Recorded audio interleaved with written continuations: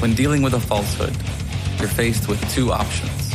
You can accept it or you can reject it. The basis upon which we take one of these actions is a product of our critical thinking capabilities and a desire to know what is true instead of confirming our bias. A lie can travel halfway around the world while the truth is still putting on its shoes.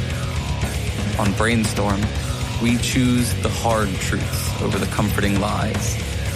Reason, compassion, skepticism. This is the Brainstorm Podcast.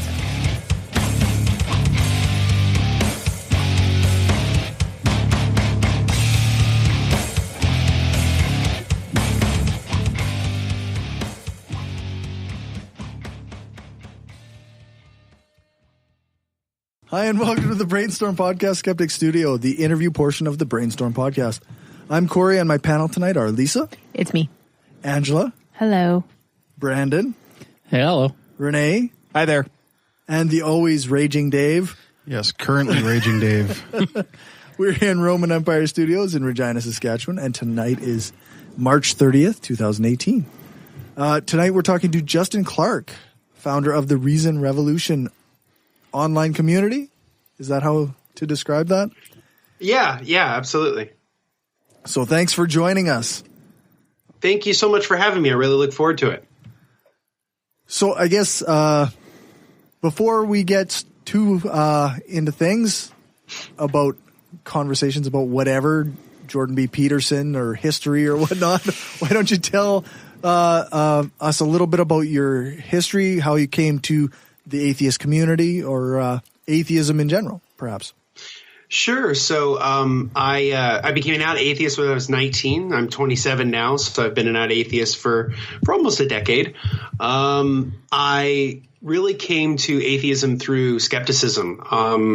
I was an enormous fan of Penn and Teller's show. Can I curse on this show? Or Yes. Please do. Okay. Fuck no. As long as you say sorry after. Stop that shit right now. I'm a huge fan of Penn and Teller's bullshit. I discovered bullshit in middle school, and through him I got into Randy and the skeptics community in general and was just sort of enthralled. And from there I just started to read more and more about skepticism, critical thinking, and then at some point I sort of discovered the atheism stuff. Pretty much around the same time that all of the sort of big wigs that sort of became popular around 10 years ago, Harris, Hitchens, Dennett, I read all those guys. And then I sort of parlayed that into my history work. So my day job, what I do for a living, is I'm a public historian. And what that sort of means is that instead of doing research and writing within academia, I write for historical institutions and for organizations and for sort of the public, for the average everyday person to sort of grasp history. But I also do intellectual history, and that's kind of the main thing that I do. I study the history of ideas, and I sort of parlayed that into different, projects I worked on in and out of the atheist community for many, many years. I used to be a part of the Atheist Alliance of America, did that for a short stint, and then I started Reason Revolution last summer. It was originally a podcast, but now it's basically more of an online community, more of a news and media website. We're kind of changing, and we can get into that and I guess throughout the podcast tonight. No, that's very so. That's cool. me. Yeah. Neat. So we kind of got into what is the difference between what's a public historian? Public history is something that sort of emerged in the 1970s out of what was called the New Social History, which was this sort of huge paradigm shift that happened within historical scholarship. It was basically moving away from sort of the usually how we describe it is sort of the heroic white man history, and moving away from that and more into talking about issues of race and class and gender, and more history that's sort of documented and chronicled the everyday experience of people. And so from that, it sort of came this sort of new idea of how do we use historical scholarship for the public. And so over the years, there were museums, historical societies, county historians, genealogists, archivists, preservationists, all kinds of different historical architecture experts, and all of them sort of came together in the 1970s and said, we're going to sort of start this field called public history. And out of that emerged an organization called the National Council on Public History, which I'm a member of.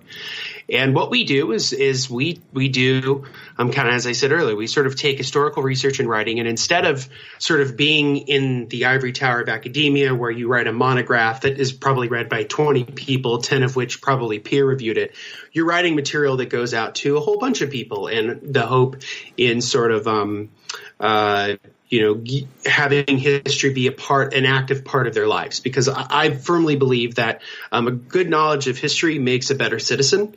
And so I believe that a healthy democracy is predicated on good historical knowledge. So that's kind of what I try to do with both my professional life and with the writing I do for Reason Revolution.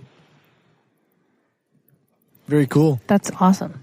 So some of the things that I've heard you talk about in the past is like almost the history of atheism in America, which doesn't seem to be necessarily well known. So I'm curious, what is some of that? Like, how long has atheism been a thing in America?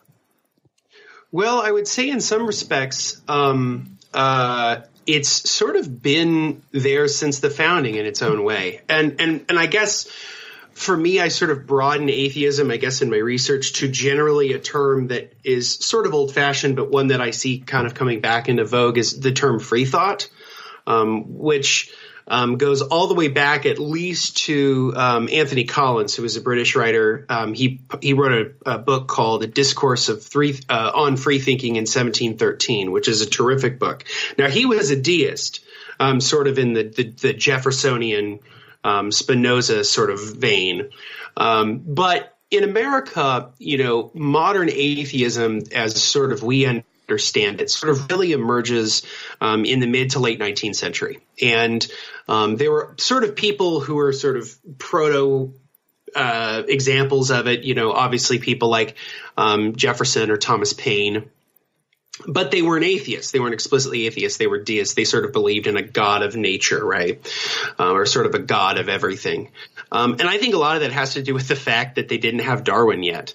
I think had they been a few decades later and had learned or had read Origin of Species, likely they would have become atheists. Right.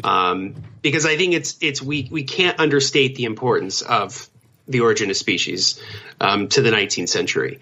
But I really think modern atheism in America really begins in the late 19th century, and it's during a period called the Golden Age of Free Thought, which takes place basically right after the Civil War up until about World War I. And it sort of dies in World War I during periods of intense sort of national unity and war. Non-religiosity kind of tends to wane and religiosity tends to go sky high because we sort of here in the United States, we often tie religious beliefs to civic virtue. And so and Woodrow Wilson, who was president during World War I, was a devout Christian in his own right and sort of used the sort of American Christian sort of tradition in his own politics. It's a bit of a digression. I apologize, but it really centers around a few key figures in the late 19th century. One of which is a man I did my graduate research on, a guy named Robert Ingersoll. Robert Greene Ingersoll was sort of the de facto leader of the golden age of free thought, and he sort of grew up and he was born in Dresden, New York in 1833, which is an area of the state of New York called the Burned Over District. So if you know anything about that part of the country around that time, this is a hotbed of religious and political radicals, abolitionists, the Seneca Falls area there for women's rights and suffrage. It's all around there. So Ingersoll was born in that. His father was a Presbyterian minister who sort of took advantage of the Second Great Awakening. His father was very liberal theologically. His father was also an abolitionist. And he sort of gets through the Civil War. He fights in the Battle of Shiloh, and by the mid to late 1860s, he sort of starts to lose his religion. And he actually writes about this to his friend and future Illinois Governor Richard Oglesby. Sort of starts writing about, well, I'm reading this and reading that. And at one point, he even read about Buddhism, which I think is kind of interesting. And he just sort of got to the point where he's like, I don't think I believe this anymore. And so he starts within the late 1860s, early 1870s, he starts writing these lectures. And they are very critical of religion and very critical of the church. They're particularly critical of Christianity. One of his earliest lectures that he gave was a lecture on it's literally called on Humboldt. And to give you some context, it was written for the centennial of the birth of Alexander von Humboldt, who was this great German naturalist who was beloved in his own right. And I'll give you a quote from Ingersoll verbatim. He says, give me the storm and tempest of thought and action rather than the dead calm of ignorance and faith. Banish me from the Garden of Eden, if you will, but first let me eat of the fruit of the tree of knowledge. So you get sort of a sense of his kind of language. He was very influenced by Thomas Paine. He was also very influenced by Shakespeare and Robert Burns, which he quite liked, the poet Robert Burns. So he becomes one of the most popular public speakers in America. Probably next to Mark Twain by the 1880s and 90s, he was the most popular speaker in America. He would give speeches to sold-out crowds. And then alongside that, he would take these lectures that he would write, and he would make them into books and pamphlets. Back then, pamphlets were the big deal. You could sell them for 5 or 10 cents. They were sort of the social media of their time because they were so cheap and they were abundant and people could buy them pretty much of any class. And so he would have a bunch of different lectures. He gave one about his criticism of the Old Testament, which was called Some Mistakes of Moses. And then he gave another lecture that was critical of the New Testament. And he was an incredibly important leader to this movement, both intellectually but also logistically. He was the president of what was called originally the National Liberal League, but then it becomes what's known as the American Second Union, one of the first big free thought organizations in the country. And it's here that he works with a lot of people and whose names you might know. So he was very close friends with Elizabeth Cady Stanton. Elizabeth Cady Stanton was non-religious in her own right. In fact, she was alienated from the suffrage movement precisely because she was pretty non-religious, and in fact wrote an entire book basically criticizing the Bible's view of women. Her sort of lack of belief, her atheism, was motivated by the fact that she found Christianity, and particularly the Bible, to be an incredibly sexist and misogynistic book, which it is. So around the other same time, you have another key woman who's a part of this movement named Helen Gardner. And Helen Gardner was a science communicator. You could sort of think about her as, like sort of the Eugenie Scott of her time. She would give lectures on biology and Darwin and the theory of evolution. And she was very well connected within this sort of network of free thinkers and scientists. The spread of evolution in America can be pretty much contributed to her and Ingersoll as much as it could be Thomas Henry Huxley, who was the late 19th century British naturalist known as Darwin's bulldog, who was friends with Darwin and gave lectures on evolution too, because Darwin didn't like confrontation, and Darwin was a very private man. So Huxley was the guy who would go out and talk about it. And then this continues for many, many, many years, but by World War I, it kind of dies, and it doesn't really roar back in the country until the 1950s and 60s. And a lot of that we can owe to Madalyn Murray O'Hair, who was the founder of American Atheists and led the landmark Supreme Court case banning involuntary prayer in public schools. But, there were other key figures. There was a guy who came after Robert Ingersoll. Ingersoll died in 1899, and the movement kind of died with him because he was sort of its, for lack of a better phrase, he was sort of its spiritual leader. and when he died, it sort of fell apart. And after World War I, it especially fell apart. And there were different organizations that existed. There was one called the Ingersoll League, which existed around the time, and they sort of kept his legacy alive in a lot of ways. So did his children. But it sort of picks up with O'Hare, but then intellectually it also picks up with a guy named Joseph Lewis. Joseph Lewis was sort of the heir apparent to Robert Ingersoll, and he wrote pamphlets and lectures and books about atheism and the separation of church and state and the problems of religion in the 1930s, 40s, and 50s. And so he was one of the main guys publicly who would do things like that. But then you have obviously you have O'Hare, and then you sort of get into what we know a lot more about today, which is that in 1978,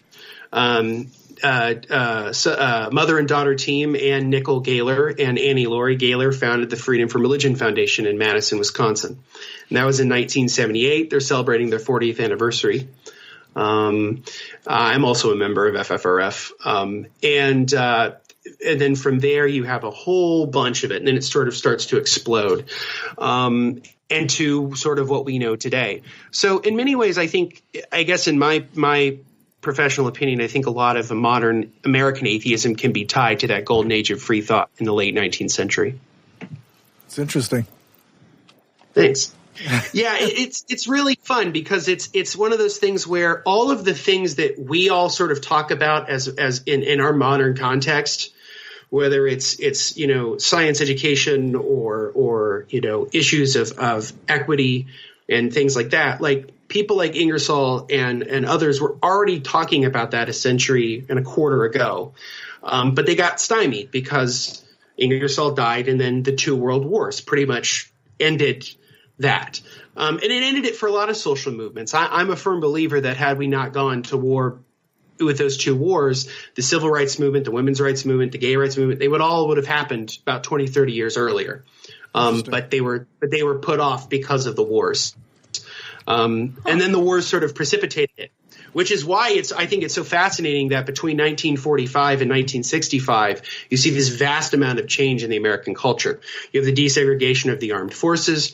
You have landmark Supreme Court cases of issues of privacy and the separation of church and state and free speech, up into the Civil Rights Act of 64 and the Voting Rights Act of 65. It all happens very fast.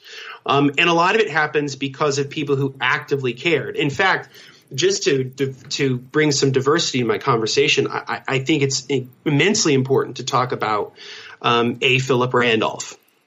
Now, most people know who Martin Luther King is. If you did a poll, do you know who Martin Luther King is? People would say yes. Yeah. If you ask them, do you know who A. Philip Randolph is? Chances are they won't. But A. Philip Randolph was actually the organizer of the March on Washington. And and people forget, this is also important, right? The labor dimension of this, that the March on Washington in 1963 was not just for civil rights. It was also a march for jobs, which I think is often neglected in how we talk about this, the civil rights movement, that at the end of the day, the civil rights movement was predicated on the success of the labor movement, which A. Philip Randolph was a big part of. He was the founder of the train car porters union. He was a train car porter, which for anybody, that's kind of an old timey term. It's basically a person who was a manager of a train car. Okay. And he was an atheist. He was a secular person, which I think is part of the reason why he's not as well remembered. But he's an incredibly important part of the civil rights struggle and is often neglected. And there were many secular people within the civil rights movement. James Forman is another one who was an out atheist, who is a very important part of the SNCC, the Student Nonviolent Coordinating Committee. He was a big part of that. So this idea that the civil rights movement was explicitly made up of people from the church is a bit of a misnomer. It was a vast majority of different types of people from different backgrounds. Another one who was not an atheist but was immensely important and often forgotten was Baynard Rustin, who was, in many respects, I guess what you would call him a secular Quaker. He sort of held to a lot of the Quaker beliefs but was largely secular. His name is forgotten because he was openly gay.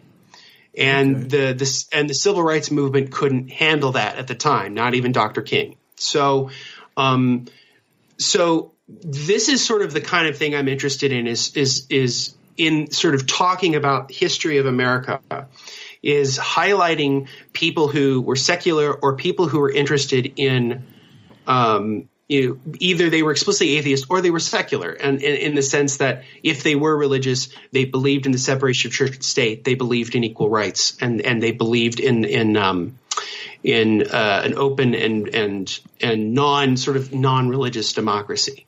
So these people are incredibly important, and I think it's important for us, for me as a historian, to educate people about it, because it isn't just Dr. King. It isn't just, in terms of atheism, it isn't just Madalyn Murray O'Hair. There are a bunch of other people who are involved who made a contribution. Do you know what was Martin Luther King Jr.'s position on religion and government? Like, he was pretty committed to the separation of church and state. He was a pretty strong secularist. In fact, as we're talking, I'll try to find a quote of his that I have that's quite relevant to this discussion. But yeah, he firmly believed in the separation of church and state. And yeah, it is. And I think it goes back to the discussion of how we sort of frame Martin Luther King, as we sort of think of him as sort of uber Christian, and in fact, I was actually just at a lecture of Dr. Anthony Pinn, who's an African American secular humanist scholar, and he actually mentioned the fact that when Dr. King was working out his PhD, he actually had already sort of given up the notion of a real hell. Sort of in reference to the earlier conversation you guys had about the Pope. And he also sort of gave up this idea of specific religious tenets in the pursuit of sort of how can we make Christianity work for people? How can we use Christianity as a means for social change? He was way more interested in that than sort of the nuts and bolts of specific beliefs. And so here's a quote I actually have of Dr. King's. It's not specifically about separation of church and state, but it's actually his comments on the black church. And I think they're incredibly important. He says, "In the midst of blatant injustices inflicted upon the Negro, I have watched white churches stand on the sideline and merely mouth pious irrelevancies and sanctimonious trivialities. Here we are moving toward the exit of the 20th century with a religious community largely adjusted to the status quo, standing as a taillight behind other community agencies rather than a headlight leading men to higher levels of justice.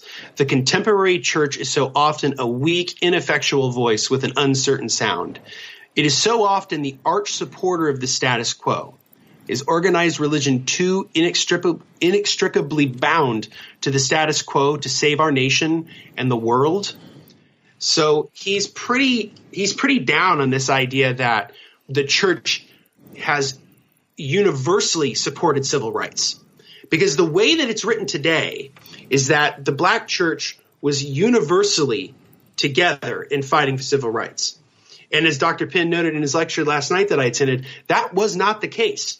There were many black churches that did not participate, and there were way more white churches that did participate. Right. But the civil rights movement did play on people's religiosity. They played on people's, the idea of, it definitely exploited that, did it not? Oh, absolutely. I think it's incredibly important to note the contributions of the black churches that did participate, because those were the ones who were interested in sort of what I would call sort of an active faith rather than a passive one. And so what I mean by that is that a lot of believers that we often criticize, the ones who are sort of fundamentalists or whatever, I think of them as being very, very passive believers, some of them. They sort of go to church, they believe the beliefs, whatever, but they don't really think about it all that much, right? Right. Those who are interested in the civil rights struggle believed in an active faith. They believed in using their own religiosity to sort of advance notions of social justice. That was important to them. And it was important to Dr. King too. And I think it's also important to note that after the Civil War, in my opinion, the single most important institution within the African American community was the church, because these were systems that were socially organizing that often pushed for change. But they were not perfect. And a lot of them stood on the sidelines while others fought. And so I think it's incredibly important that we note the contributions of those that did, but also highlight that those that don't. And to often really recognize just truly how radical Dr. King was, both in his theology and in his politics, because he was vehemently against the Vietnam War. And when people write the histories of Dr. King, they often sort of stop at the Voting Rights Act, and then nothing, and then his death. Well, they forget within the next year or two, he does something called the Poor People's Campaign, where he literally moves into a slums on the south side of Chicago to highlight the poverty of the United States. And he talks about how he is distressed by the notion of the amount of inequality in the United States and the amount of poverty, and the fact that poverty is one of the single biggest determinants of the sort of the despair of African Americans in the country. And because he was a socialist, and he said it flat out, I am a socialist. So this is often the history about Dr. King that's left out. I know this isn't about atheism, but I think it's I think it's relevant. It's still really interesting, though. And he was incredibly liberal. So. And he was incredibly liberal theologically, and he was friends with, like I said, he worked with James Foreman, he worked with A. Philip Randolph, who were secular, and he worked with people of many different religions and backgrounds. Oftentimes, if you would see the marches with Dr. King, you would see a Catholic priest, you'd see a rabbi, you'd see an imam with him. So that sounds like a bad joke. And a mama rabbi and a priest walk in with Dr. King. Yeah, exactly. Can I ask you a question? Oftentimes when I hear debates arguing about whether or not religion is, is overall, for good or whether religion is overall a negative thing. The civil rights movement is kind of the default go-to example of the good things religion can do. Do you want to maybe speak to that? Yeah, I think this is how I've sort of made this distinction as I've studied this stuff, is that we need to make a distinction between religion as a set of beliefs and a particular set of beliefs, and religion as a set of either social or political practices. And I'm not going to say that those two aren't connected or related, because they are. But I would say that when people say religion is a force for good in the world, if you're talking about the beliefs, my answer would be no. I think that the beliefs of superstition and dogmatism and those are things that are incredibly harmful to the world. But if you're talking about institutions that are using a institution of faith to do things that are good for the overall flourishing of human beings, that's good. But it's not. But I make a point here, and this is a distinction. It's not good work because of the religion itself. It's not good because of the beliefs. But aren't the beliefs motivating the work? They do to some, yes. And in fact, I would say that if you think about some of the social science on it, particularly Durkheim, you think about the nature of religion being a binding force. So when you have sort of a unifying set of beliefs, they can tie people together. And so that will motivate them to do what they do. Yeah. I guess sort of idealistically, you would wish that the world wasn't like that. You wish that people would just do good because it's good. But sadly, I think pragmatically, I think it's important to note that when people do good, they do good. And as long as they're not violating the rights of other people, that's, I think, another key distinction too, is that I'm a firm believer in the separation of church and state. And I'm a firm believer in right of conscience, which is something that right-wingers use all the time to sort of push their religious bullshit on other people. But it's a genuinely good principle that, which goes back to an Enlightenment principle of what they call self-proprietorship, the idea that your life belongs to you. It doesn't belong to the state, doesn't belong to the church, it belongs to you. And you should do with your life as you see fit, so long as you don't violate the rights of others. And I think that's the key distinction here. So when Catholic missionaries go halfway across the world and pass out Bibles instead of passing out food or condoms, yeah, they're doing harm. They're doing a tremendous amount of harm because they're letting their beliefs get. Yeah. But what if they're passing out clean water and that's been motivated by their beliefs? I mean, that whatever, it's a good Christian thing to do. I mean, it's hard to extricate those two things, don't you think? I mean, oh, absolutely. I mean, absolutely. It's you can. I mean, people can have totally different perspectives or totally different underlying beliefs, and then I'm thinking like in the 80s when Christian conservatives kind of teamed up with feminists, petitioning against pornography or something, right? Like, so totally different worldviews coming together to push for the same thing, right? Like, I mean, that can happen, but I mean, religious people think they are doing good, like, and this is framed by the beliefs that they have, right? Like, this is true. Yeah, this is true, and I think what decides what's good. Yeah, this is hard, and I think this is the challenge that religion has in its striving to be relevant in a modern, secularizing scientific world, which we are just becoming, and even parts of the developed world are becoming more and more like this all the time. And these are things that they're going to have to reckon with, because the onus really isn't on us to say whether or not they're doing what they need to do or whatever, because yeah, we may have a personal objection to some of the beliefs or whatever, but at the end of the day, like, we're outsiders. Like, we can't change that. We can advocate for causes we care about, and we can shed light on things that are a problem. But, we can't necessarily, like, we don't have the sort of, I don't know how you would call it. We don't really have the sort of moral license to go in and say, you need to do this, this, this, and this. In as much as if we, yeah. But isn't that why a lot of atheists advocate for trying to change minds, right? Like to change the underlying belief rather than trying to change, because then that then changes people's actions, right? If you. Oh, totally. Yeah. And that is exactly my view of it too, which is this idea that if you change the beliefs, if you change people's mindset from, an obsession with answers instead of an obsession with questions, and you change that, you've got it. And that's how you change the world. And that's why you're seeing in this country, at least in the United States, what is it, a third of people between, I think, the ages of like 17 and 35 are non-religious. Yeah. So that's, are you grouping 35-year-olds with the 7? That's awesome. Oh, I just turned 35 and I was like really sad I couldn't check the 18 to 34 box anymore. But if you're going to extend that to 35, I'm going to like you more, even though you're a millennial.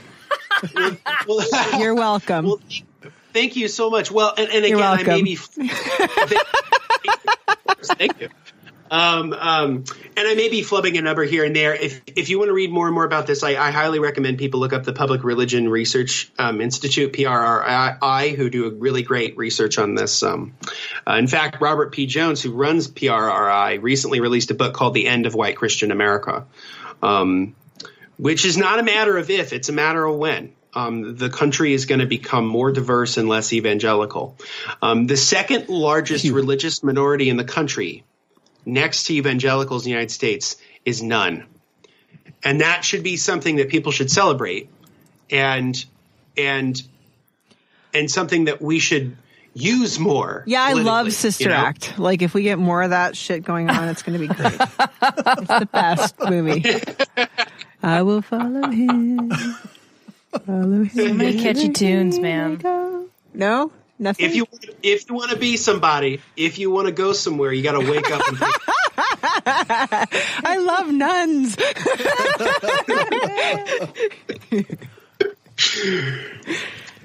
That'll make me Sorry, that was off. awful. No, that was a good digression. I love Sister Act, especially love Sister Act 2. Fucking cut Lauryn Hill. It's like fucking amazing. Yeah. She's amazing. Oh. I mean, she put out one of the greatest records of the 20th century, then disappeared. It was this crazy thing. Didn't she like shoplift or something? I don't remember. That's Winona Ryder. No, I think it was Lauryn Hill as well. Lauryn Hill kind of lost her mind after the album. Yeah. And she I mean, I also compare it to like Dave Chappelle. Like Chappelle's show was brilliant, and then he sort of disappeared, and now he's coming back. So it's, I gotta download I think sometimes that shit. the Sorry. the public spotlight, I think, is hard for people, especially if it's something that they've never really experienced, or if it's something they're not terribly comfortable with. But Fucking love Whoopi Agreed. Goldberg. I'm sorry. Fucking love her so much. Whoopi Goldberg? I love her. I will fight you for this. I will 'cause fight she you was on over Star this Trek. shit. She was on fucking Star Trek, fucking Captain Picard's confidant when she was Guinan. Amazing And hats. also, what? Amazing hats. I thought you heard, I heard ass. So, okay. I would have been cool with you if you liked Whoopi Goldberg's ass. Sorry, Justin. And I just wanted to say one quick thing about Whoopi Goldberg. It has nothing to do with it, but I think it's very interesting. Also, it's the credit of being the lead in the single most expensive made-to-video film ever made. Oh, God. She was in a film. The dinosaur She was in a movie? film. Yes. Yes. It's a movie called Theodore Rex. It came out like in 95, 96. And she was contractually obligated to be in this. And I think it was either before or after she had won her Academy Award. I think it might have been after. After, because she won it for The Color Purple. That was like in the late 80s, right? That's right. You just won my heart over. God loves you, Justin. You made the Raging Dave talk. This movie cost, and this was in the early 90s, this movie cost $35 million to make. It's amazing. And It's amazing. And the distributors of the film were predicated, like they banked on the idea that they were going to have a star. And the thing was that Whoopi Goldberg tried to get out of making the movie because of how ridiculous it was, the premise was. But it would have cost her more money to back out than to just do it. Because they were going to sue, because they had sort of gotten investors for the film predicated on the idea that she'd be in it. And so apparently she fucking hated working on it. And I think it kind of shows. It's one of her lazier performances. But mind you, she doesn't have a lot to work with, right? She's working with a man in a fucking dinosaur suit. It's amazing. with like really lame ass animatronics. But this film was supposed to come out in like the spring of 95. And then it was supposed to come out in the summer of 95. Then it was the fall of 96. And then the winter. And then eventually the distributors are like, fuck it, we can't get this in theaters. Let's just put the sumbitch out on video. So she VHS. Yep. So she gets the credit for having the most expensive made to video film ever made. So. That's a historical fact I can get behind. That is a claim to fame right there. And it's a fantastic film. Is it? Do you have it on VHS, Dave? I don't, but if you're into terrible movies like me, I love Kitsch. terrible I love movies. Kitsch, and I love Whoopi Goldberg. it's a beautiful film. Yes. And if you want to learn more about it, there's a terrific podcast I've listened to for years called "How Did This Get Made?" and they do a whole video. They do a whole episode on it. Does that include all the God's Not Dead movies? They've never done the God's Not Dead, but if you want good commentary on those, besides the God Awful Movies guys, there's a wonderful YouTube community run by a guy named Brad Jones, who's known as the Cinema Snob, and his YouTube channel. They have reviewed every God's Not Dead. In fact, they just reviewed God's Not Dead 3. So, and it's pretty amazing because They one of the just guys keep making them. Yeah, because one of the guys on the video with him who did the reviews for 1 and 2 is a guy named Dave, and he's an atheist. Brad is like a liberal Christian, but Dave, his co-host or whatever on that show, he's an atheist. And Sorry, what are these movies? Am I supposed to know things? And they actually. No, it's It's based around they're all based around the kind of urban legend of it's often Einstein who's sparring with his atheist professor And they talk about how he manages to trap him in a fault of logic. Yeah, it's like a meme. Yeah, and it's it usually false, ends. it's fake, but it's Usually the last line is, "That student was Einstein." Yeah. But yeah, Those so God's Not Dead movies, they're like a mixture between like a really bad chick track and a Hallmark movie. Yeah. I mean, they have, Is it like Touched by an Angel?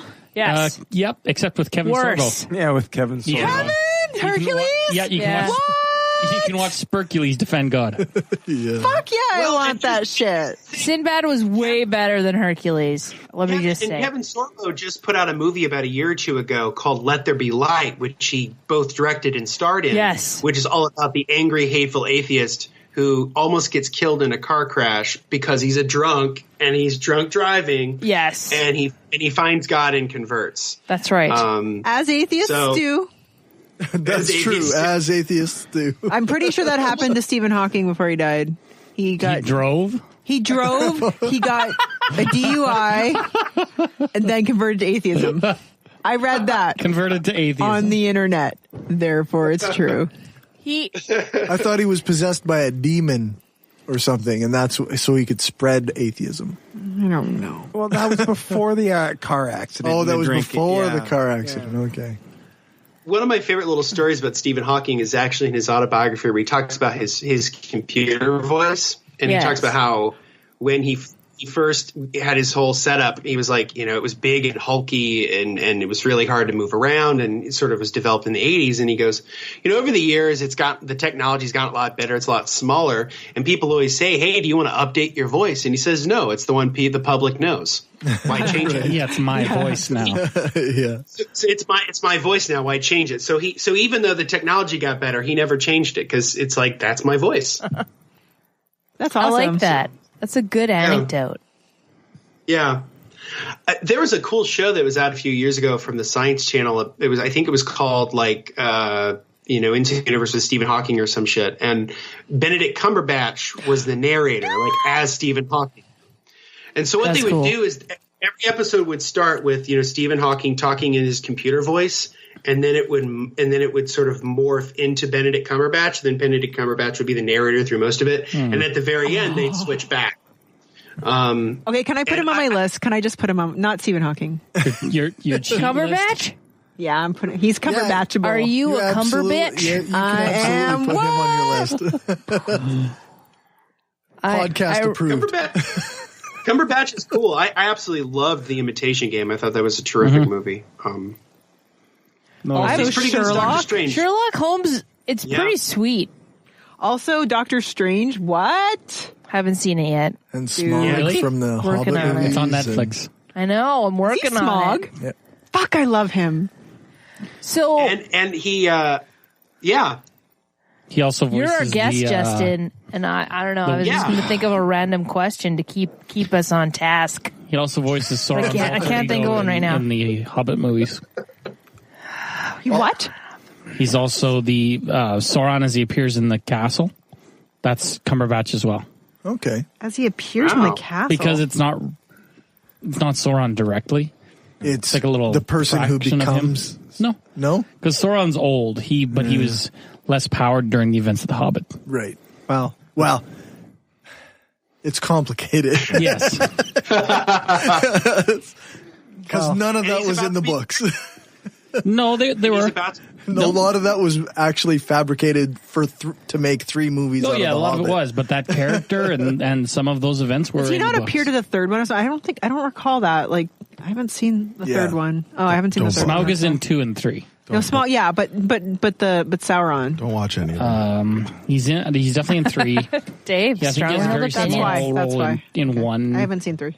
Okay, well, I have a way to kind of bring it back, seeing we're talking about Dark Lords and shit. Ooh, for derailing. For once, I'm not the one to die.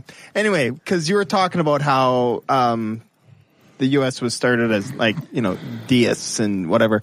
How do you feel about all the, quote-unquote historians trying to say that America was founded as a Christian nation? I mean, yeah. So here's my delineation of how I describe this phenomenon. So the United States is not a Christian nation, but we are a nation of Christians. And what I mean by that is that we are a secular government with a godless constitution. That is true. And a good majority of the founders were secular. Madison and Jefferson, and to a lesser extent Hamilton, but Hamilton pretty much believed in the separation of church and state. So did Washington. But we have an incredible amount of religious public life. So this is what I call the paradox of secularism.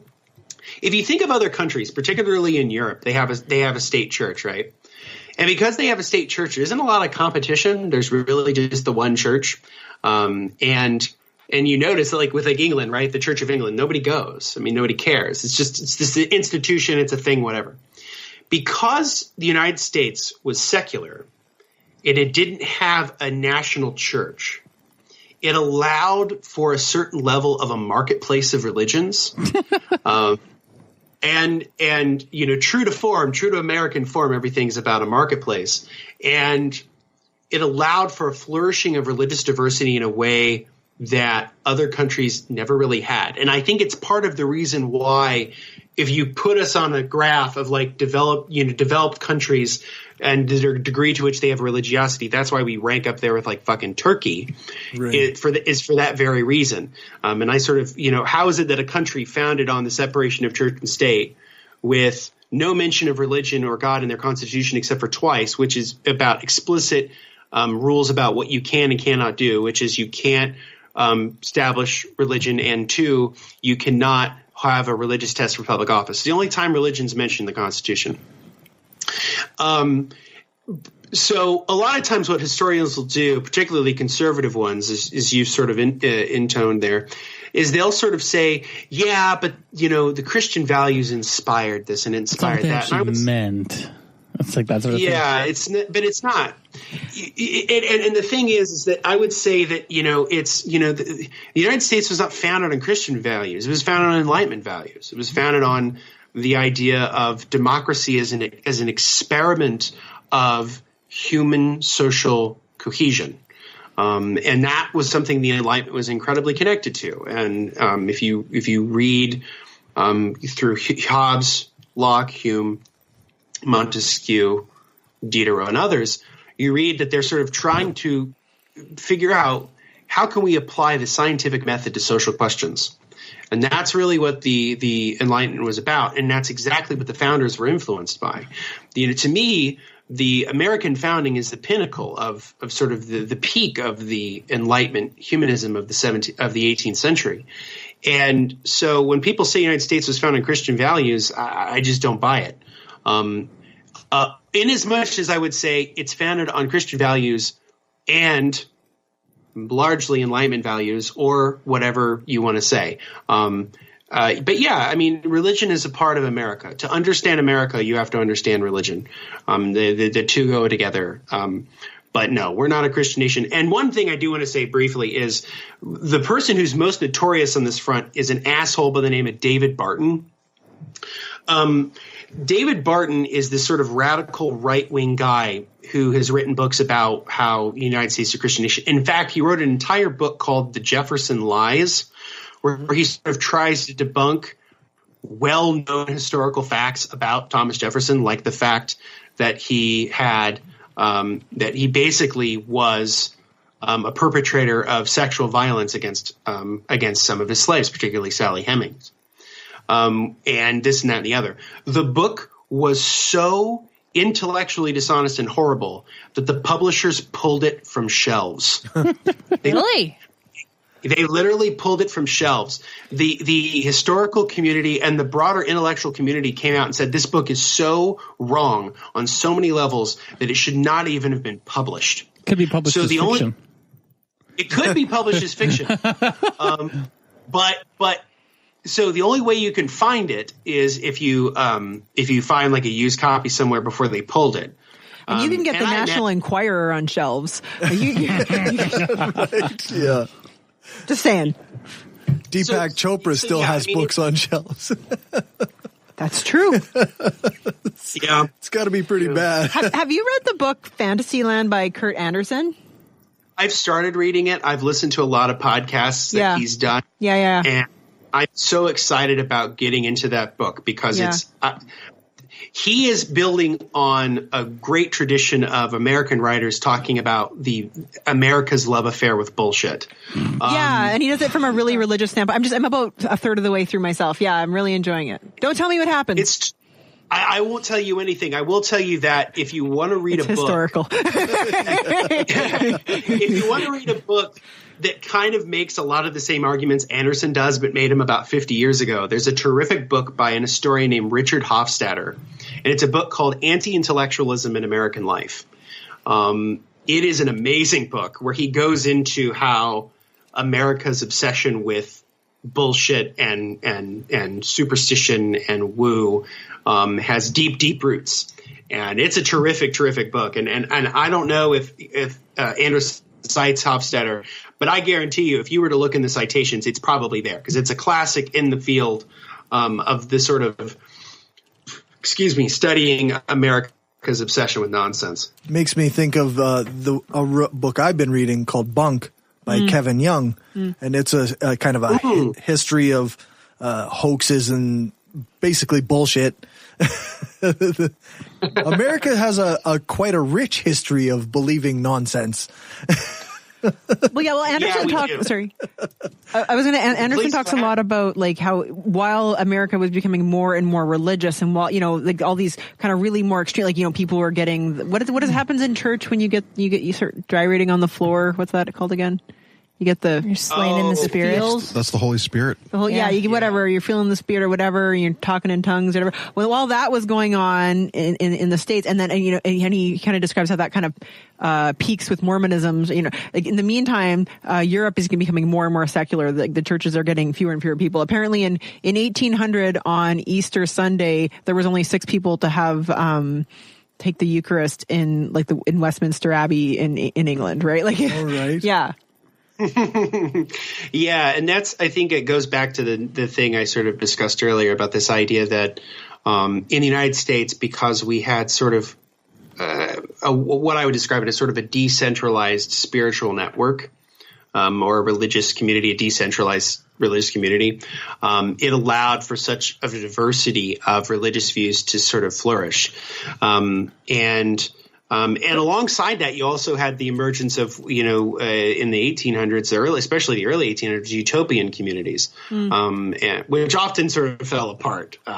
One of them was in Oneida, which was in New York, and it was sort of set up within the 1820s and 30s. It only lasted about 15 years, but it basically fell in when the leadership started sleeping with other people, and it usually these things usually fall apart because of sex and money. Yeah, that's right. But Anderson talks about this as a history in the United States, like going back to like the 17th century and even before, of this idea of this kind of general idea of believe what you want. Doesn't matter, what some smart, educated person in an ivory tower tells you. You can believe anything you want. Come to America, Puritans, go to America, and you can believe whatever shit you want. That is your God-given American right. God. And that is a consequence of the Protestant Reformation. Okay, so there really is no hope then. Like that's just the founding of the country. The people who first moved there and established the culture. I'm talking not the Native Americans, but the people who ended up dominating the culture. The colonials. This was their attitude of you are going there and you can believe whatever the fuck you want. Well, yeah, I mean, and we still live with this, that's right? This is still. That's what I'm saying. We've made no progress whatsoever. Well, there's not. Well, in fact, if nuns are 30% or whatever it is of the population and growing, I would argue that in fact they're making tons of progress from an atheist perspective. Yeah, it really depends where they're going with that non-religious side, though. Exactly. I mean, if you look at the way they describe the quote-unquote nuns, I mean, that's atheists, that's agnostics, that's what you would largely describe as like deists. I don't know what the fuck I am. I'm not going anywhere on Sunday. Like it's pretty broad. I'm only going for brunch. I'm not religious. I'm spiritual. And I wanted to get back to a point made that she made in Anderson's book. This idea you can believe whatever you want. This goes back to that notion of right of conscience, which I think is an incredibly valuable and important position to have in a free and open democracy. Right. But it has this drawback. This is the problem with that, right? But the inverse is also true. Like if you have a government which says this is the official truth, and we will prosecute you if you don't believe in it, that's also a problem. So it's freedom is messy, and the goal, I think, of sort of atheism or broadly humanism is to advocate for a viewpoint that is predicated on reason, science, knowledge, and democratic values. I mean, if you can inculcate that in people, then you can win, and that's really what matters. Hey, Justin, can I ask you a question? Yeah. From the historian's perspective, what does the phrase "Make America Great Again" mean to you? That's funny. So "Make America Great Again" is a phrase that has two historical precedents. One goes back to the first election of Ronald Reagan in 1980, and he actually used the phrase "Make America Great Again" on pamphlets. But his understanding of "Make America Great Again" was very different than the way that Donald Trump uses it. At the time that Reagan was running for president, we had double-digit unemployment in the United States. It was up somewhere around 11%. Worst unemployment since the Great Depression. You had this phenomenon going on continually through the years called, in the 70s and into the early 80s, called stagflation, where you had stagnant wages mixed with inflation. It was very hard for people to buy basic necessities. A lot of people were out of work. And the country was just in a sort of general sort of funk, right? And this goes back to sort of America's love affair with bullshit that, Jimmy Carter, who was Reagan's predecessor, sort of prided himself on sort of being a realist, right? So in 1979, he gives this speech called the Malaise speech, where he talks about how America is sort of in a malaise, and we have this addiction to fossil fuels, and we need to get off of it. If we can get off of it, we can be a more prosperous country. Everybody knows the stories about him wearing sweaters in the White House to conserve energy. You turn the thermostat down to 65, certain things like that. Well, Ronald Reagan runs in 1980 saying, no, America, you don't have to sacrifice jack shit. You don't have to do any of that. We're going to make America great again, and we're going to do it by not giving in to the pessimists and giving in to the people who would say we should accept less. And turn your heaters up. Turn your heaters up and have optimism. That is Reagan was fucking American. Straight up. So much, hey? It is very American. I don't mean it insultingly or complimentary. I just mean it's just objectively so. We have a very insular way of looking at the world, and that's part of, I think, America's problem. Is we're the global power, but historically we're like a fucking teenager. So it's very hard. It's kind of like the entitled teenager who just got his first car and thinks he owns the fucking world. That's kind of sometimes our mindset. But back to this question of Make America Great Again, I would say go back even further. Go back to the early 1940s. And you go back to another phrase that Donald Trump uses called when he always says America first, America first. And he says this all the time. That has an incredibly dark tone. That has a very incredibly dark history, which is that there was something in the early 1940s called the America First Committee, which was founded by Charles Lindbergh, the spirit of St. Louis, the well-known and well-beloved pilot. But he was an isolationist. And was an anti-Semite. And there was something called the America First Committee, which was to keep America out of the war.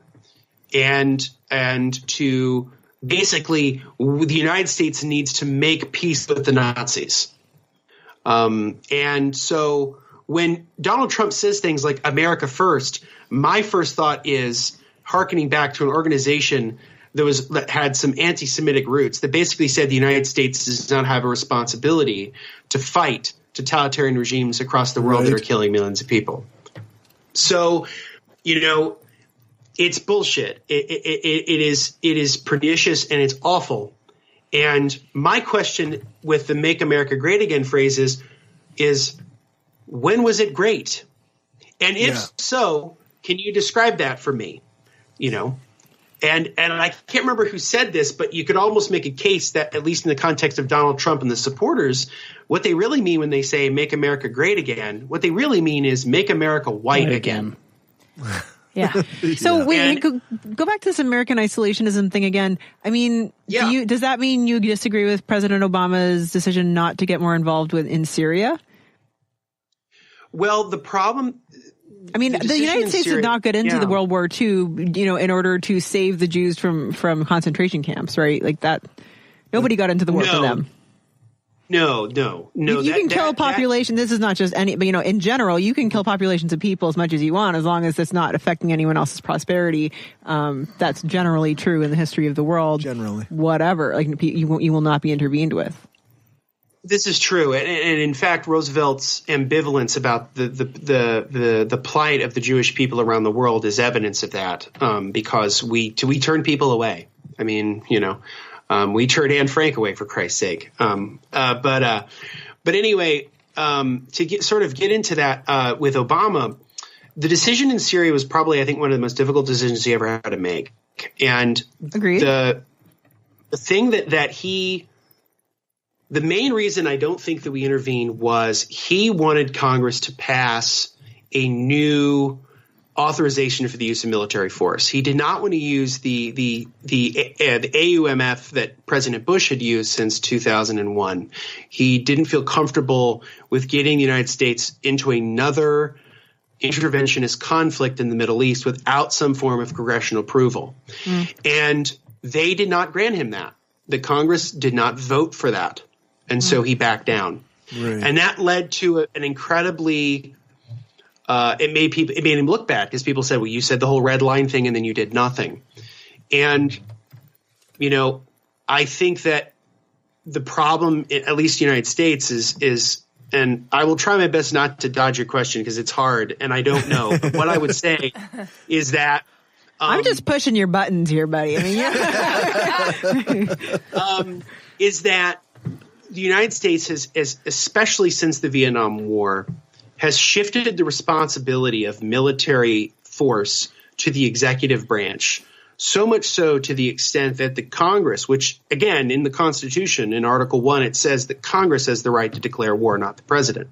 And in 1973, the Congress passed something called the War Powers Act, which was supposed to limit the president's authorities. If a president wanted to intervene in a country, he only had 60 days. He had to report back to the Congress, let them know what's going on. If he was going to be there over 90 days, they needed to get an authorization of force or a declaration of war. And the problem is that ever since that law was passed, presidents have used that law as a suggestion and not as an order. And so this led to the Reagan administration's constant meddling in South America. And then with the 90s, where we got involved in some other interventions with the Clinton administration, particularly in Somalia, which did not go well, to the Bush administration and the Obama administration. And so, I'm not an isolationist. I believe in the United States has a vital role around the world. Having said that, I think that it's important for us to note that the presidency should have limits. And that the military should not be given a blank check and a blank order to do whatever it wants. And that's the problem. The issue here is runaway executive power. And if we as a country can vote in people who were to curtail some of that executive overreach, then I think we'd have a lot less problems with interventions. Fair enough. Good answer. If you like what we're doing and want to help us keep the lights on, go become a patron at patreon.com/Brainstorm Podcast. You can hear the bonus half hour that we record every episode and get a shout out when you support the show. Become a patron for just $1 an episode at patreon.com/Brainstorm Podcast. Or you can support the show by ordering a t-shirt, mug or other gear from our store at caffeepress.ca/Brainstorm Podcast Gear. If you can't afford to become a patron or buy gear, then why not give us a rating or write a review on iTunes or Stitcher? Every rating makes it easier for people to find us. Thanks for your support. Tired of living in a culture of lies, fake news, and alternative facts? The Pro-Truth Pledge reverses the tide of lies by calling on politicians and everyone else to commit to truth-oriented behaviors. Take the pledge at protruthpledge.org. Chronicity, a state of prolonged duration, recurrent, habitual, chronic. A new mini-series on chronic pain and illness by your friends Matt and Phil from Semi-Intellectual Musings. We go beyond medical diagnosis to explore the often forgotten political, social, and personal sides. You'll hear stories from extraordinary people overcoming extraordinary challenges. Authors, entrepreneurs, volunteers, coaches, and caregivers. They are so much more than their diagnoses, yet each have found ways to persevere. You'll also hear some familiar voices from the indie podcast community, showing that art, creativity, and passion are possible while living in chronicity. These stories and more, starting April 1st at thesim.podbean.com.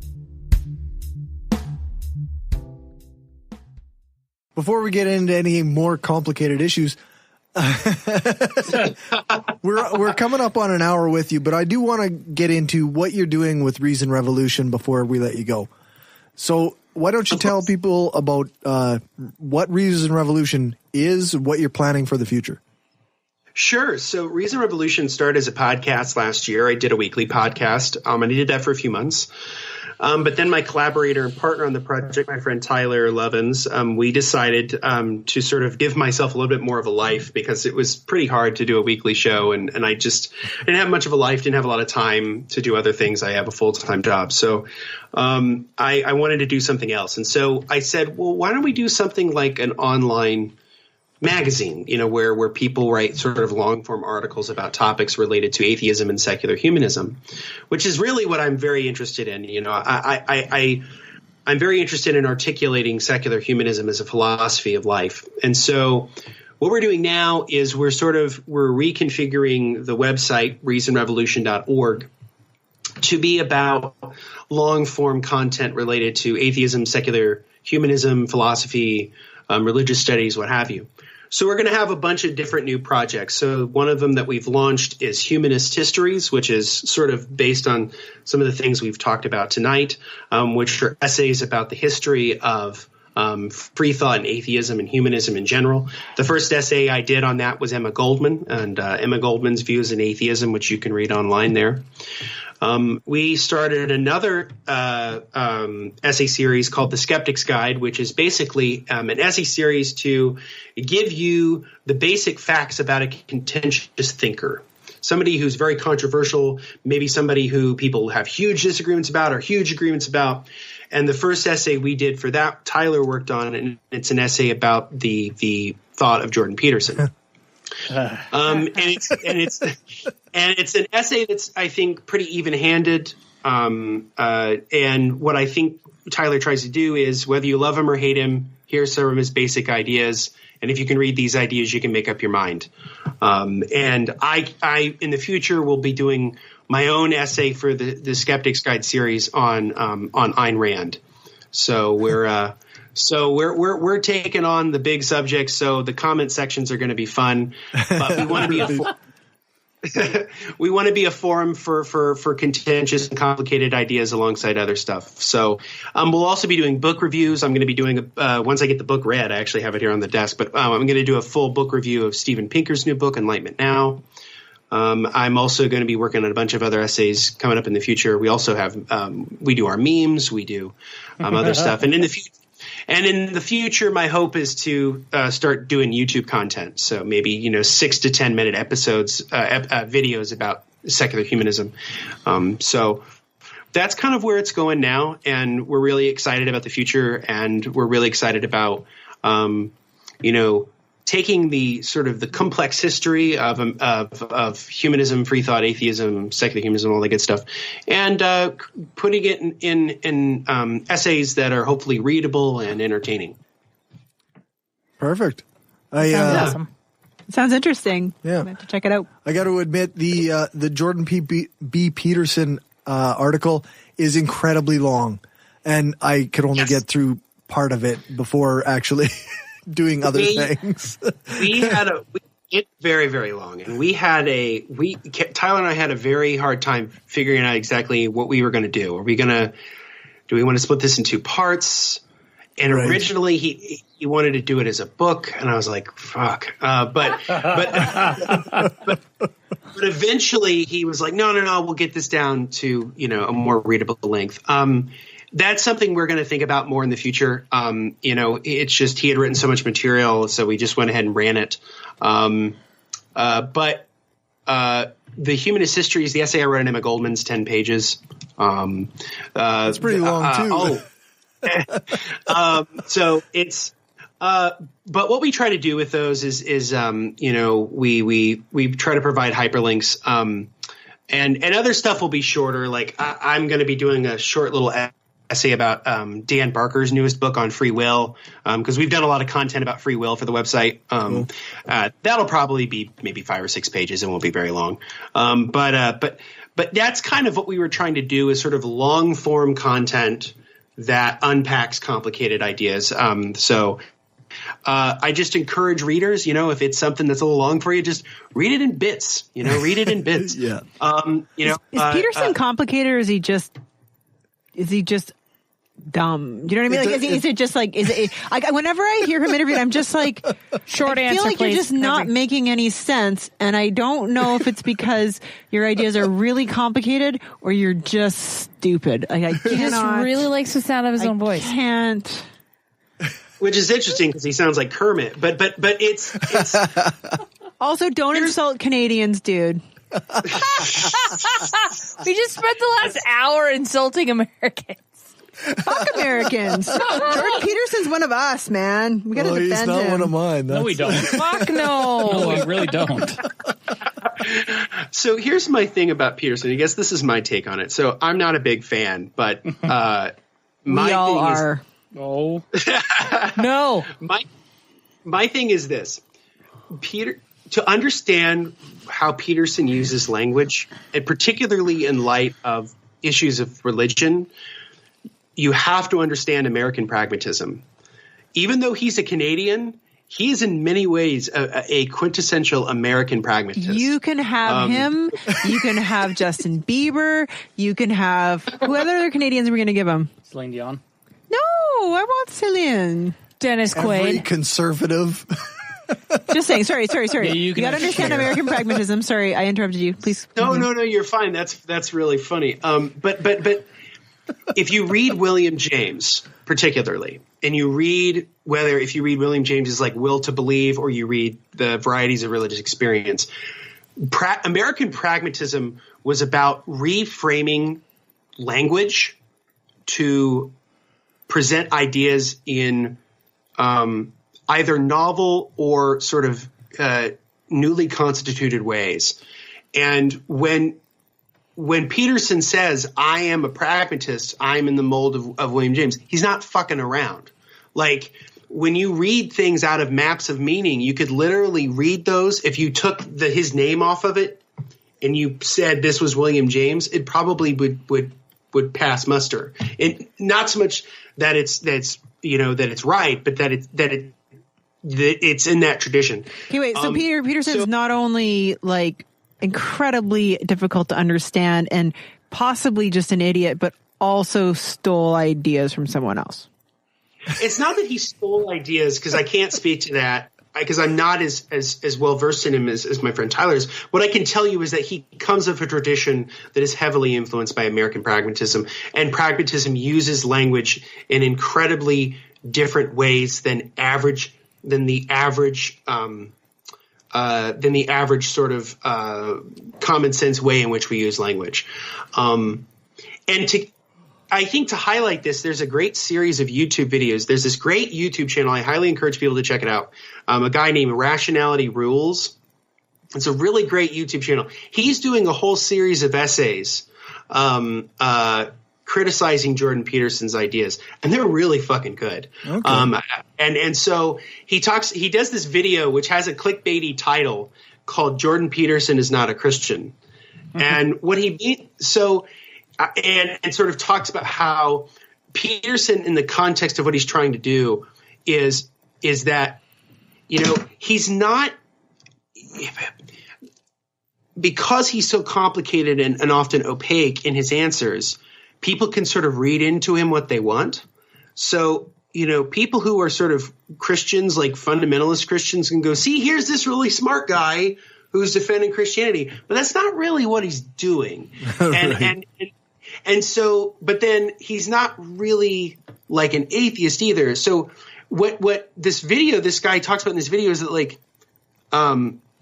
Peterson broadens out Christianity as a term in a way that sort of has cultural valence rather than epistemic valence. So what I mean by that is, like, if you actually listen to him talk about, when people have asked him, do you believe in the actual bodily resurrection of Christ? He says, I don't know. And then when he was asked in an interview, do you believe in God? He actually said no. So, but he describes himself as a Christian. Exactly. So I guess, quote unquote, cultural Christian. That's a term we've heard before. That's really the thing, it's that he is a cultural Christian. And so, but he's not one in the mold that a lot of people would be, because even it's really, really deeper than that. And it's often very, very complicated, because he pushes the English language to its limits. So it's, and personally, I don't always like that. I think that writing should be clear and concise. I think that writing should be like a conversation. I think he's just an idiot, and I think he's complicating language in order to make himself sound smart. That is what I think when I hear him talk.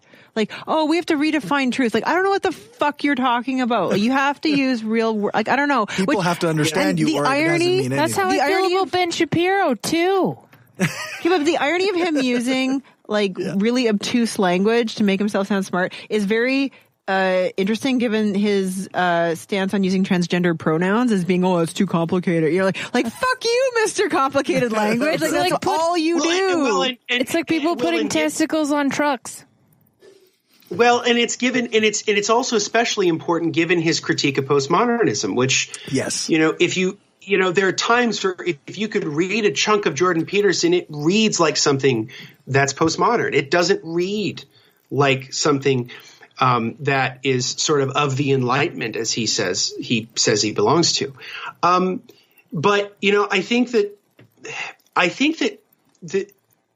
as I said earlier, I think understanding him in light of American pragmatism, sort of, you may not agree with it, you may still think he's dumb or whatever, but when you sort of think about it in that light, in the way that which American pragmatism used language, particularly about religion, you can kind of go, oh, okay, I can see what he's doing here.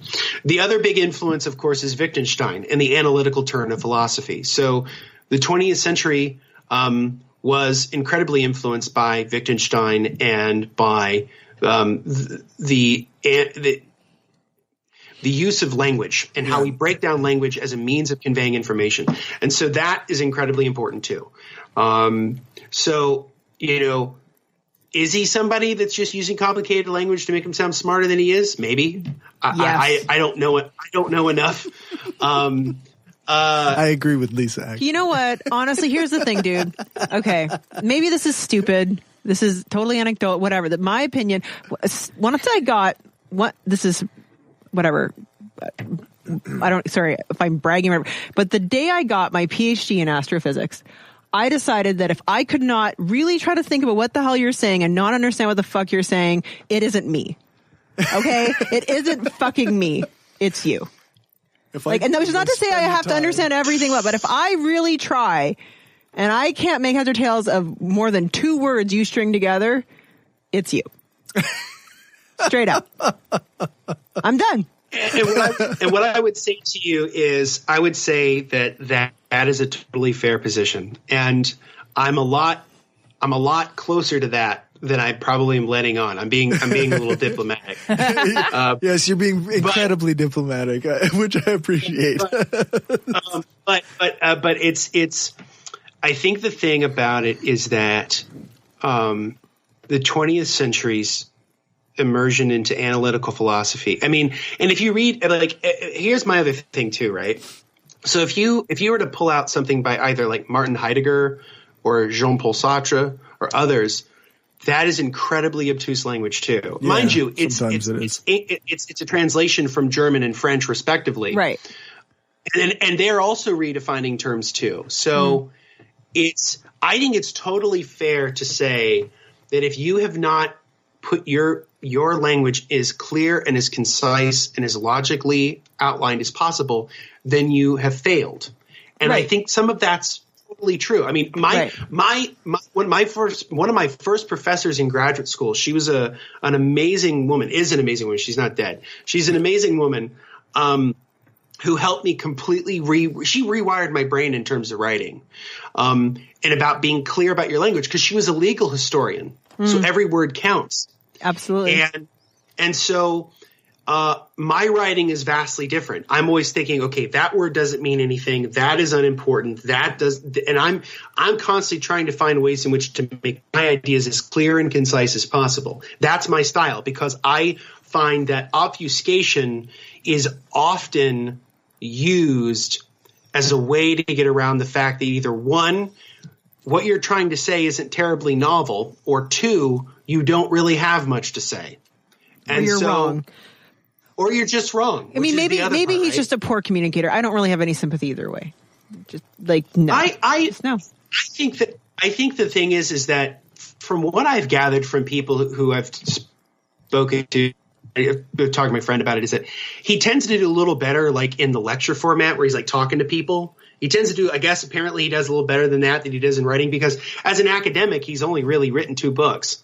So, he's got Maps and Meaning and then this new book. So he doesn't do good in interview. I've heard him interviewed, and I find him obtuse and idiotic. Now, lecture, I think at this point you have to pay to see him in a lecture, which would never do. So I don't know. There's lots on YouTube, though, if you have that kind of time. Yeah, I mean, which again, that's the point of my friend's article, is he's like, I studied the thought of Jordan Peterson, so you don't have to. I'm totally game for it. Like that. Now I'm thinking that's actually going to be my go-to, my next read, and it's gonna be a bit long. That's okay. I have to admit, like reading people take down Jordan Peterson is kind of like my favorite thing right now. So. Oh no, I get it. The Nathan Robinson piece from Current Affairs was amazing.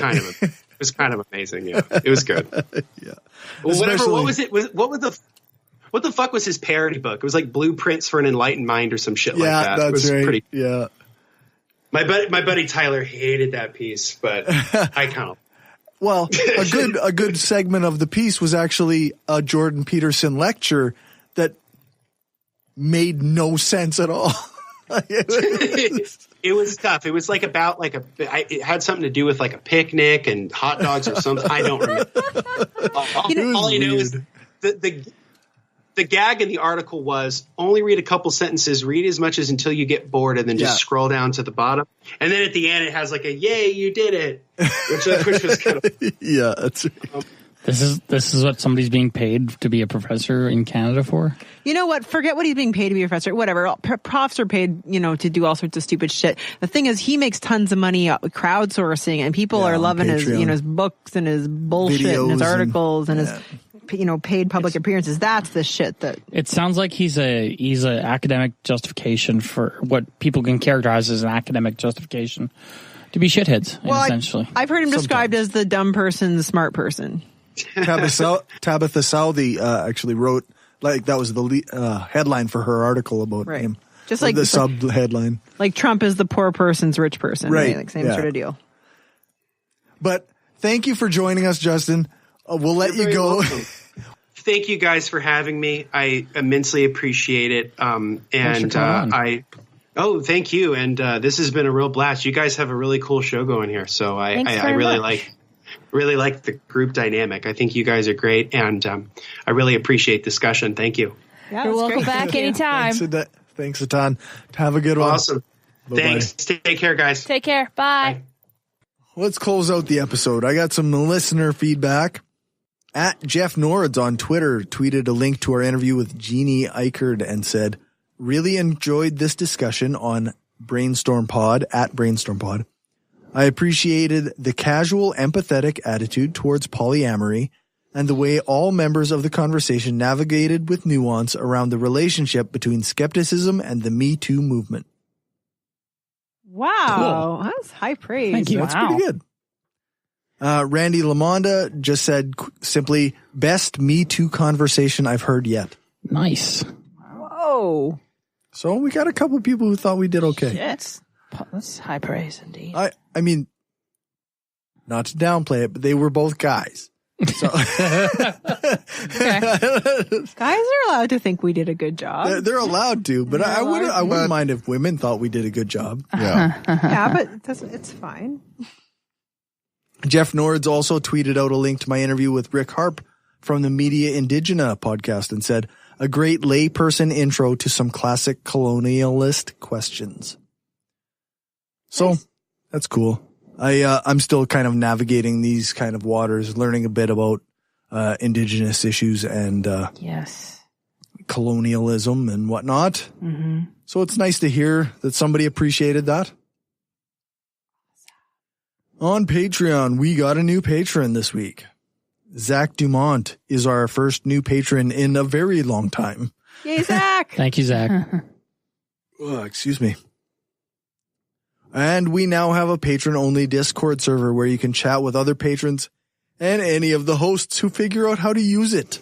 I don't have to remember my Patreon password again, do I? Yes. Fuck! Well, no, you should have got an email, and if you just saved your Patreon password in your browser... It's okay. My password is always Sam Harris 110% sexy XXX, so it's fine. Well then. Well, now everybody knows your password. Everyone already knew my password. Don't even doubt it. Lisa has a social engineer. Lisa has a slight identity theft problem. Yeah. She just hands out her password to everybody. No, I don't know. How many people can actually, physically type out Sam Harris and sexy in the same sentence? Yeah, physically. Because I just can't do it. It's not worth it.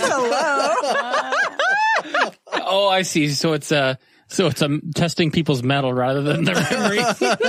Yeah, that's right. I know her password, but I just can't make myself type it in. The file gets right up my throat. I just can't complete it. Come on, it's just more letters. I really do like that podcast.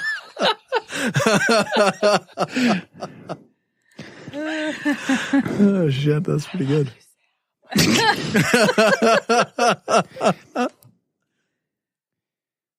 Oh shit.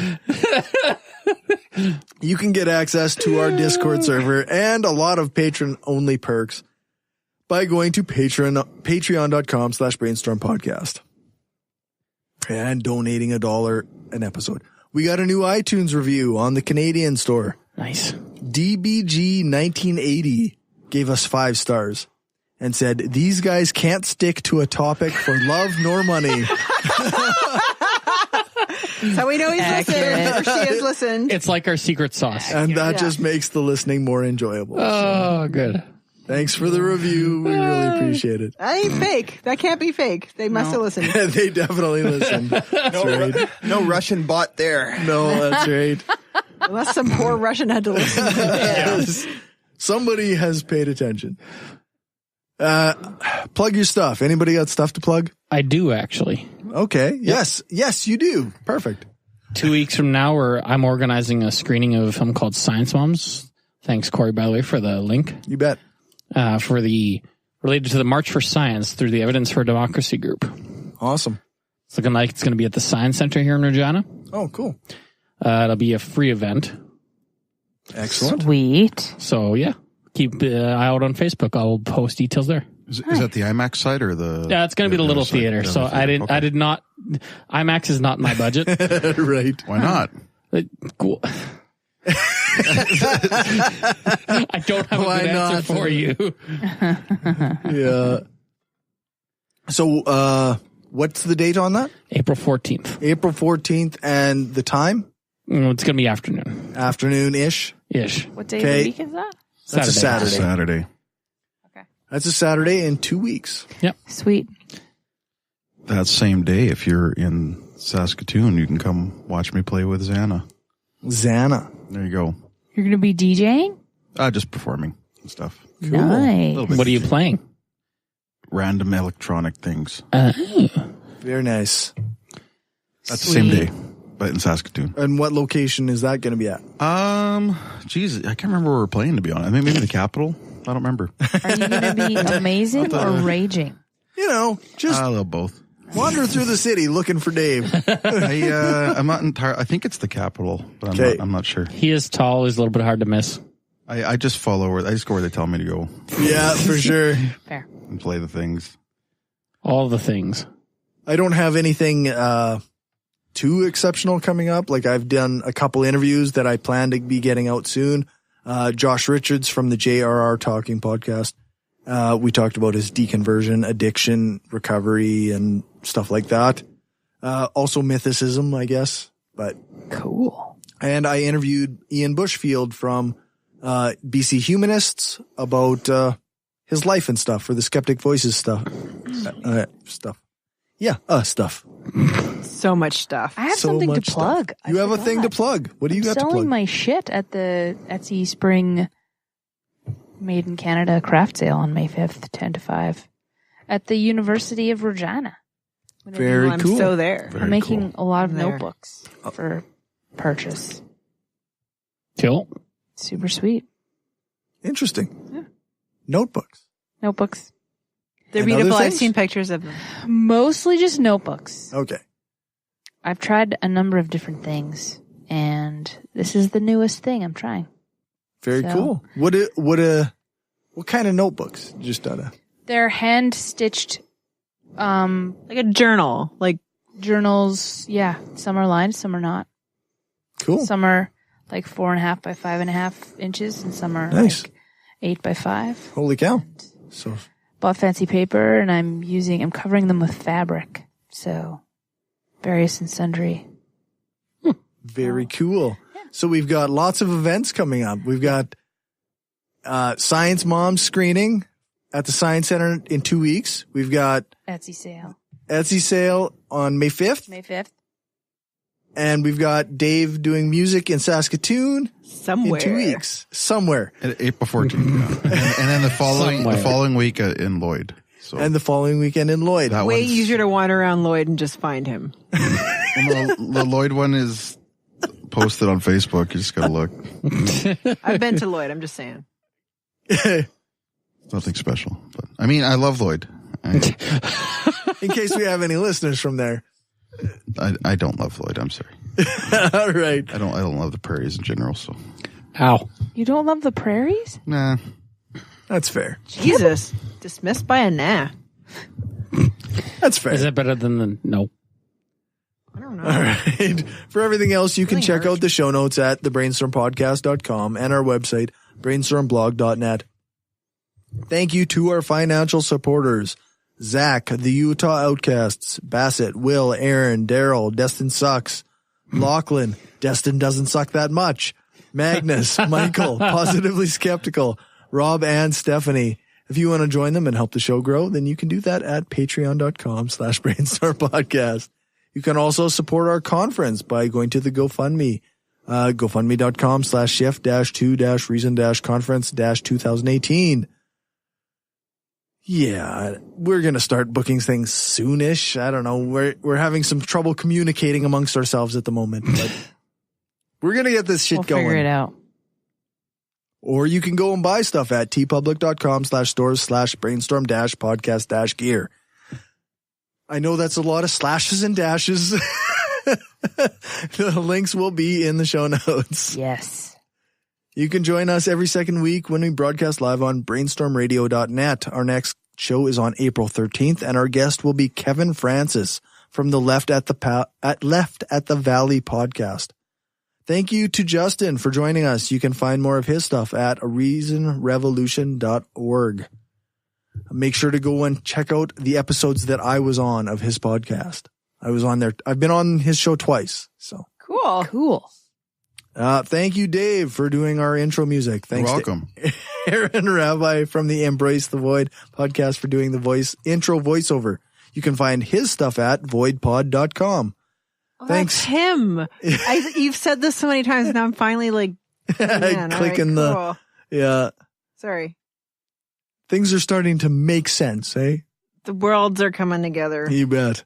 Thanks to Alex Capper-Murdoch for doing the voiceover for our ads, and thanks to Jason Camo for our outro music, which I didn't actually cue this time. You can find his stuff over at aloststateofmind.com. All music played is either with permission or under the SOCAN license to play. For more information on SOCAN, you can check out the music license info page on our website, brainstormblog.net. Remember to give us a rating, a thumbs up, or a fave on your podcatcher of choice. Join our Facebook group, like our page, follow us on Twitter, share the show, and spread the word. Thanks for listening, and remember, the truth matters. This is an opinion-based podcast. Each person on the podcast is responsible for their own opinions, and those opinions don't necessarily reflect the views of the rest of the panel. Any guests or anyone associated with the people on the podcast, such as spouses, partners, children, other family members, friends, or employers. No one person speaks for the podcast with the possible exception of Cory, and he doesn't speak for anyone else on the show. The Brainstorm podcast does not represent the views of our sponsors. We just wanted to say thanks to everyone who listens to us, shares the show, gives us a rating on iTunes or Stitcher, or supports us through Patreon and Gumroad. We don't have a lot of interactions with our listeners, but what we have had proves that we attract some of the best people around. Smart, kind, and cool. An audience truly worthy of the titles hardcore and woo-free. Thanks for helping us make the world a smarter place.